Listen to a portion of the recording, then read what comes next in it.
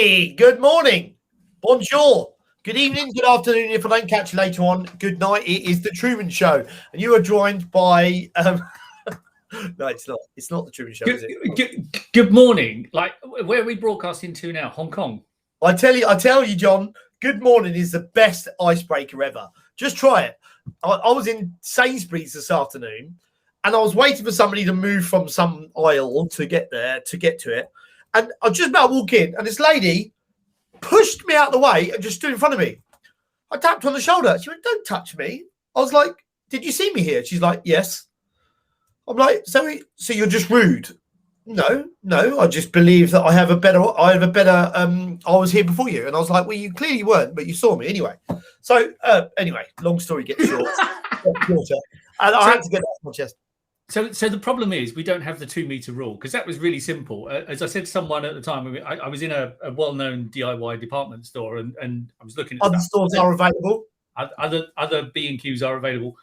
And this guy literally barged past to grab hold of something. So I posted it up on social media. You know, if I punch someone on the nose because they get in my way, is it their fault because they were clearly within 2 meters of me? Yeah, 100%. Well, if you can prove it, I think it is. But anyway, it's Tuesday, isn't it, John? Always Tuesday the 27th of July. It is almost August. I was saying to my wife, and we were just having dinner just a minute ago, that it's getting dark already, 7:30. The world is coming to an end. Winter is on the horizon. When I go up north, and we're 10 miles away from Scotland, it will snow probably in 3 weeks. No, but 3 weeks is very, very, very important. Yeah, it's your birthday. No, 12th of August, the glorious 12th. Go on, tell me. It's when grouse season starts. Grouse. Grouse shooting. You can shoot grouse. Yeah. Fantastic. Everyone in the country knows that because everyone's going to be out grouse shooting on the 12th of August. Are you having grape and pine or caviar for dinner, John? I like the way you are. When we met each other today on this call, you went, "I've dressed down a little bit today." Yeah. Well, no. But the problem is with the problem is you can't get good beaters nowadays. They've all gone back to their countries. Anyway, no. I did no. I mean. We're talking today. Hang on. Dude, we've set up on the wrong foot, dude. It's the 27th of July. You're here with Seedcast. It is Antony, and I'm joined, as ever, by the toned down, dressed down, unshaven, John Fuggles this evening. Jonathan, how are you? I'm very, very well. There is a reason why I'm slightly casual and decidedly unshaven, and it's because it's about this evening's conversation. Yep. Normally, when I get on any conference call, I try to make sure I at least look like I work for a living. But today I thought, I'm trying to make a point here. So you get me like this. You're lucky I put a collared shirt on. I was nearly in a string vest and a neck hanky at one point. Well, John, we talked about this and we've sent some messages back and forth. You sent me a load of messages. I sent you one random one back. It is all gone a bit weird and it's going a bit weird. Talk to me. Tell me about it. What do you see? What's happening? What's not? Well, firstly, in fact, sorry, just to interrupt there, or to interject, I should say, the Olympics. Yes. The best gymnast ever is out. Pulled out the Olympics today. And one of the Brownlee brothers is not competing tomorrow. Anyway, we'll talk about that a little bit later on. But did somebody not pick this up beforehand? And I feel for her, and I do. You know what? If you can't deal with this. Good evening, Ruella. Lovely to speak to you, Ruella. Ruella's forgot about our Monday morning daily bakes, but she'll get back to it eventually. It's a bit early for her, I think. It's a bit early for Kung Fu. She has to get up at 5 o'clock to put her makeup on. And she is glorious looking without her makeup on. Just thought I'd get that across the neck just before I get myself in trouble. But Ruella, it is lovely to speak to you, see you. Love the Olympics. But the Olympics, it seems to be the Olympics nowadays is about message building, isn't it? And it's kind of, it kind of always has been like that. And it's always been a place for people to be have a platform to talk about stuff and stuff that does essentially need to be changed in the world. And this is not us talking about Olympics, John, but I'm just curious about the what's happened today. I mean, we've got a soccer tennis player, one of the best tennis players in the world, crying herself off the pitch. We've got, all of a sudden now, the best athletes in the world that get hundreds and millions of pounds spent on them of our hard-earned money, well, charity's money, to get them to a point, and then they get there and can't do it. No, well, anyway, it's a bit of deja vu. We did the Olympics last week, but the reality is, if you are the very, very, very pinnacle of your sport, and you look at the Brownlee brothers, I mean, that is triathlons. That's a sport for nutters, right? Let's be honest. If you're there, middle-aged people who drive Teslas and want to have that Iron Man logo on the back of their legs. Yeah, you can buy those online easily. Yeah. I mean, I've done marathons in the past, a long time ago, and that's tough, right? But triathlons. But then you look at the girl who's dropped out, the lady who's dropped out the gymnastics. They are so highly tuned. They are so right on the limit of their ability that they become very fragile, and that's the problem, right? There are so many athletes that we had Danny Crates on last week. He was due to compete in Olympics, and the day before, he said, I'm too damaged to do this, and he still carried the flag. And I know from speaking to him, he felt really, really like he let so many people down, and that's the reality. It's like such a finely tuned instrument, if you like, the human body at that point.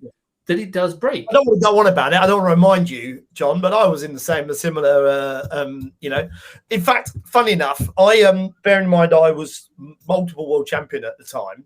Yeah. I broke my wrist in Hawaii, motorbike riding, put my hand down and snapped off my wrist. I don't know if you can see, but basically snapped off my wrist back there, and I had to have coral replacement and all the bones in the top of my hands replaced. So I remember I had all the friends in the world. I had loads of money. I was, the top of my game. Lived in Maui, had everything going for me. And that night, I spent the night by myself in a hotel room, not knowing whether in the morning they were going to cut my hand off. And I'm telling you, all of a sudden you realise that two people in 2 months. I was in a hospital bed in Maui. Bearing in mind it was a 5-minute drive from Paia, from where everyone lived. Yeah. 2 people came to see me. My brother and my caddy. No one else. That's the reality in anything in life. You find out who your friends are. When the going gets tough get going and all that. You find out when who your real friends are. We bandy around this word friends with absolutely no content, to it, right? I've got 3,000 friends on Facebook. No, I haven't. There's just 3,000 people who happen to think Fuggles is a funny name and want to connect with me. The number of friends. It's 3 o'clock in the morning. It's pouring down with rain. You've run out of petrol. The car's broken down. You're in the middle of nowhere. You ring someone up, and before you put the phone down, they've already got their trousers on, and they're out the door coming to get you. That's a friend. Anything else is not. And the problem is, I'm going to ignore you and keep talking. You got backing music. You're talk. We just use the word friend. It doesn't mean friend.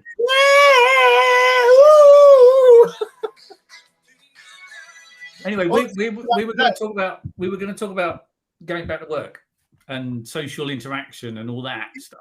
You know what funny thing is, John, is we live in 2 different worlds, right? And we interject those worlds cross occasionally, and we talk and I live a very different reality to you do, and we have done, and so on and so forth. And I think the thing I like about these calls and these talks that we do is that it is so different. It is so, your view of it has, and I think that for people that are watching this, what's really interesting about it is that somebody's opinion is their opinion. Yep. My daughter's 17 years old. Am I drinking? No, I haven't. But my daughter's 17 years old, right? She has an opinion on everything. Yep. And her opinion is right. We call it the world according to Mia. So we say in Mia's, every time she says something, I say in Mia's opinion. And I think what's interesting about the time and the world that we live in and what's going on now is that there are 2 types of people, right? There are the people that are just getting on with it and just being themselves and doing the things that they're doing. And then secondly, you've got the people that are using the wheels of turning, the wheels of everything, the randomness that's happened to their benefit to be able to not do stuff. We have this in our work, Roy. A lot of people have been saying, I got pinged, so I can't go to work. Have you really? Have you been pinged? Have you got symptoms? Because you haven't got symptoms, you don't have to self-isolate. So we had that here, right? So our local sorting office, somebody got C19. So they shut the entire sorting office. So for a week, we got no post. Yeah. Well, and I was talking about this someone today. The app is very clear. You don't have to isolate if you feel that you might. You can have this.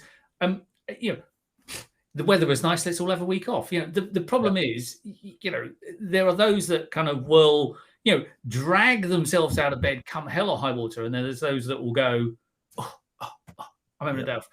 And the problem is we're getting more of the latter and less of the former. And neither of them are correct, let's be honest, right? If you're ill, you're ill. But if you've been told you might know someone who possibly could have, just get on with it, right? So, I'll say it if you're not going to say it, John. For Christ's sake, snowflakes, get off your asses and go to work. The world needs to keep on turning. We need to get back involved. But if you are ill and you have got some mental health, then please stay at home and consult a doctor. We are not doctors. We are not surgeons. We are not therapists by any stretch of the imagination. But we do enjoy this, and we do enjoy talking to you. And this is somewhat therapy for us, right? There's an interesting thought. But you're right. Opinions are an interesting thing. You can have an opinion. It doesn't matter. The problem is people don't like it when someone else has a different opinion, right? You talk about snowflakes, and people go, "Oh, you've hurt my feelings." Okay, so I've hurt your feelings. Deal with it. I get my feelings hurt regularly. Cry me a river. Hang on. No big deal. Who sung that? Sorry, was that singing? Oh my gosh! I thought you dropped your golf bag on you. It was. Okay, so the world's it's all gone a bit weird. It has gone a bit weird. Ruella, if you're watching this, Ruella is a rec-to-rec. Her business, there's loads of recruitment companies right now that are looking for people. There are lots of companies that are looking for people because, let's face it, right? Everybody that was put on furlough, let's say you were put on furlough for a year, John, for a year. Yep. A year ago, you were put on furlough from your job. You were paid 80% of your job, of your ridiculous salary. So you got a couple $100,000 a month coming in. And then you're like, right, what can I do? So you buy a van and you go and do painting and decorating. You do gardening. You do rubbish removal. You do whatever bloody hell it is that's happening. And then it comes August, right? Which is this week or next week. Come August, all of a sudden they're like, right, you got to come in, John. You got to come into work, and you're going to go back to working normal. And you've got this life already set up. What do you do? So here's the thing. There's two things. First of all, we're creatures of habit. Secondly, we're social animals, right? So we're an animal creature. Okay. So we are creatures of habit. So if you have to get up and you have to be on the train at 7 and you have to do this and you have to commute and you have to be in the office, love it or hate it, you get used to it. You might still hate it, but you become, and we've all seen, Another Brick in the Wall and all those hammers marching up and down, all that kind of stuff. We haven't all seen it because we're not all 75 years old. There'll be people watching this who've got absolutely no idea what you're referencing. Well, then they can go and educate themselves. The point is, whether you like it or not, you become accustomed to that. And I'm not saying it's right or wrong, but you become you adopt those habits. We've now had people on furlough getting up later. Maybe they're exercising more. That's a good habit. Maybe they're getting up later. Maybe they're not, and they're not doing as much work as they used to. And so they developed all these bad habits. So we've got all these bad habits we've developed, and now bosses are saying, we want you back at work. We want this. We expect more of you. We expect more commitment. We expect more time in the office. All that kind of stuff. At the same time, we're social animals, right? We like human interaction. We like being with people. There's a big mental health issue we all know from working at home. So the simple stuff of having a conversation, small talk, looking someone in the eye, do you handshake? Do you fist pump? Do you not? There's still people aren't sure about that. Do you wear a mask? Don't you? Because the mask isn't about you, it's about other people. Hence, it's all a bit strange, right? Going into lockdown, it was really simple. The government, whichever government, produced a set of rules. That's it. Those are the rules. Do it.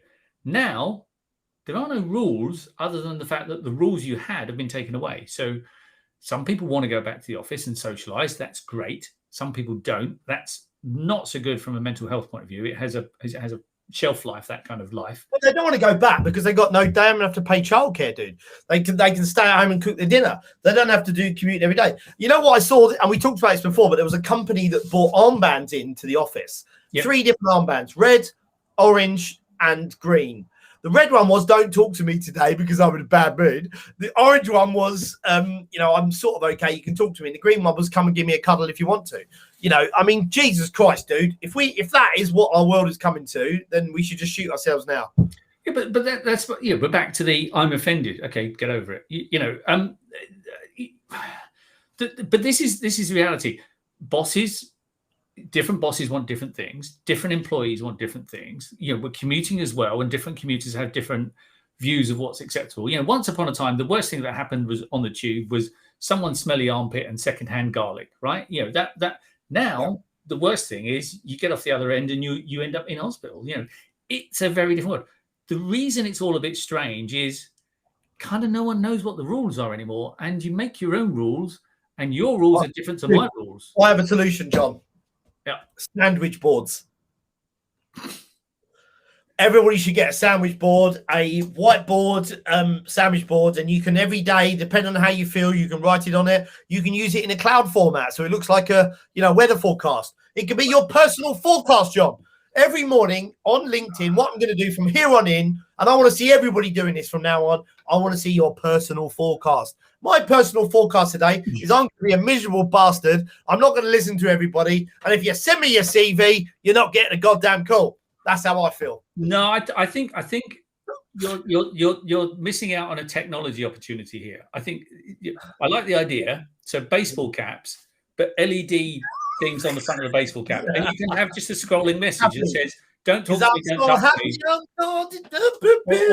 or something along the lines of handshakes only or fist bumps only. Whatever. You can have just a scrolling message on a baseball cap. Job done. My 15-year-old and 17-year-old. My 17-year-old is not too grumpy. She's not too bad. But my 15-year-old, he would just have 2 words on it: shut and up.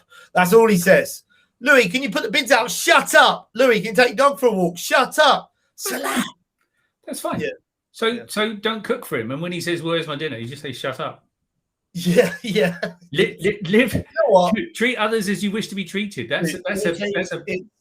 I've done a lot of things in my life. I've been successful at a lot of things, and I've failed at a lot of things. Stopping that boy from being a miserable prick is one of the failures in my life. But you know what? And for everybody who's got kids here, if your kids are younger than 15 years old, you have got the worst to come. Because I've got 2 that are over the age of 15 and 1 that's 10. Over and out. Off to chat. See you later, Ruella. It's been lovely to see you guys again. Maybe we'll catch up one day, Ru. But so hang on. It's now 10 to 8. Now that we've gone past 7:30, have we broken the Seedcast watershed or something? That's it. Not child friendly. This program. That's it. Now all the kids can shut up. But that's the problem, right? You talk about children and how they're reacting. We've confined children. There was a wonderful video of this little girl. She was at year age, and every time she saw a little tiny box on a wall, be it a socket or something, she went up to it, put her hands under it, and did this. Monkey see, monkey do. Right, everywhere she goes, she sees a little box, and she thinks it's a hand sanitizer. Now, part of me is like, oh, it's really cute. She's just seen everyone doing this, and she now thinks and it's a game. But the reality is, there's going to be a lot of kids who are just now going to be, you can't call them germaphobes because that's, snowflakes get upset about that. You now have to call them germ aware because that's a positive thing. You know what's funny, John, is I was in hospital with COVID, as you know. I'm not sure if everybody knows, but I almost died. Probably the worst ever person that didn't die of COVID. The nurse, the doctor, 2 doctors, 1 male, 1 female, both very good at the job. And I've got my son here, Theo. Say hello. And both doctors said the reason why you're sat here is because of your weight. Yeah, they said we have not seen anybody in here or that's died that's not old and frail and had other ailments that was not fat, basically. And I hate to say it, but I was fat. And talking about the kids, and that got COVID and got ill.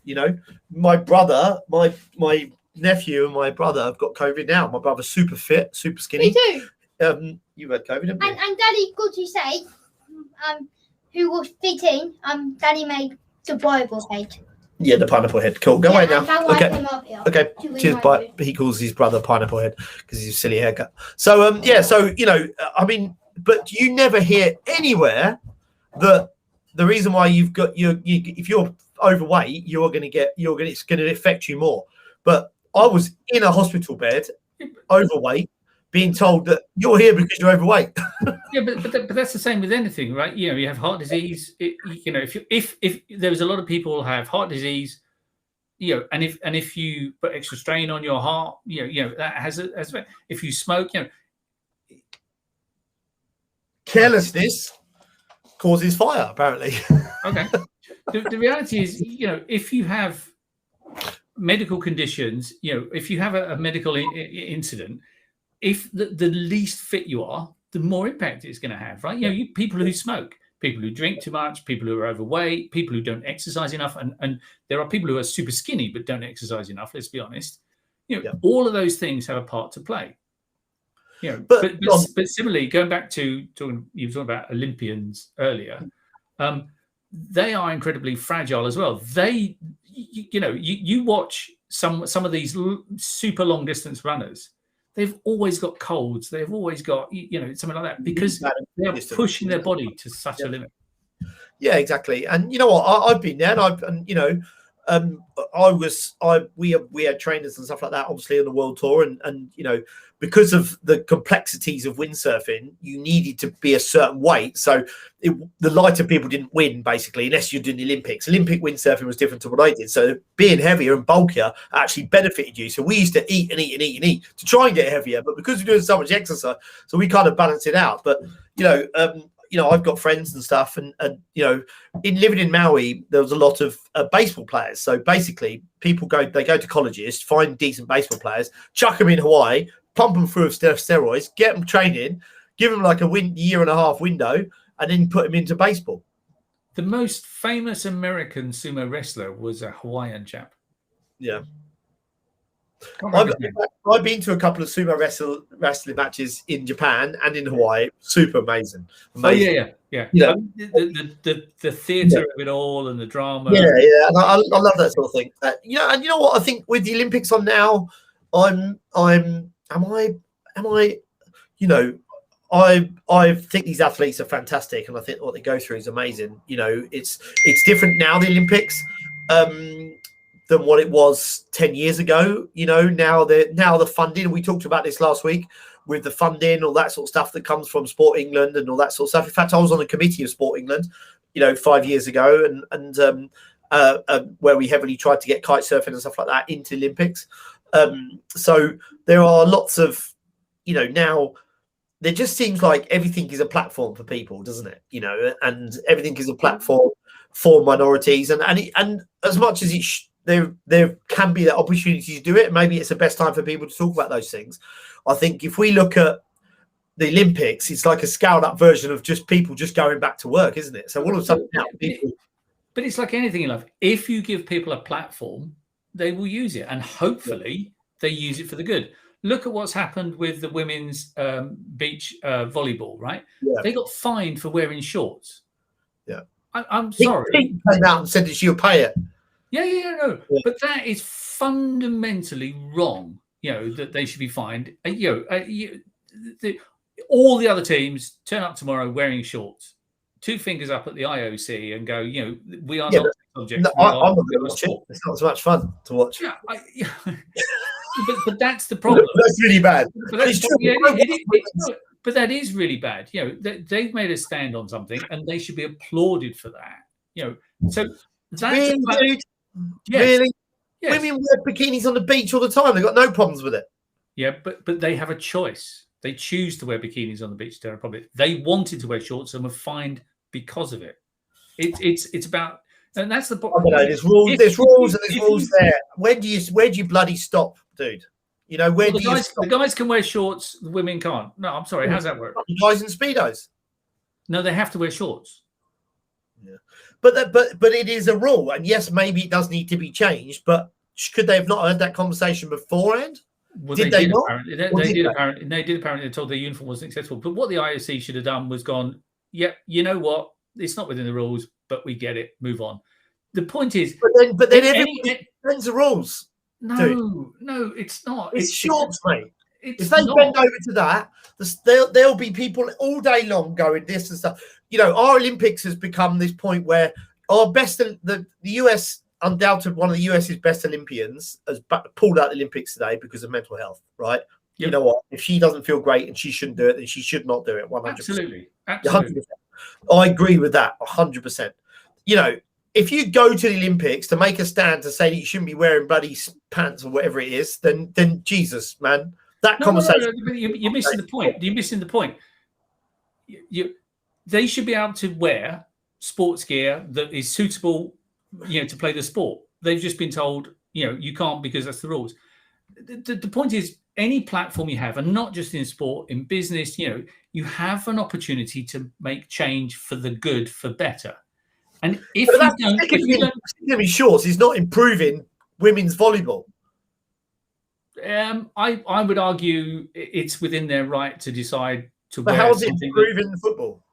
It's within. All of a sudden, can I wear a wetsuit to do it? I want to wear a wetsuit.